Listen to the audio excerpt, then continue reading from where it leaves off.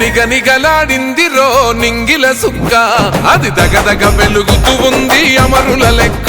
వాళ్ళు కొలగని వదిలిండ్రురో నెత్తుటి సుక్క, ఆ సుక్కనే మొలిసింది తెలంగాణనే మొక్క.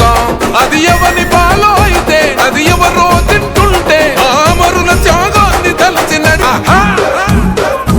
రివ్వల రిల్లో ఓరి రేవల మల్లో పండుగ జరుగుతూ ఉంది తెలంగాణలో. రివ్వలరిల్లో ఓరి రేవల మల్లో ప్రజాపాలనొచ్చింది తెలంగాణలో.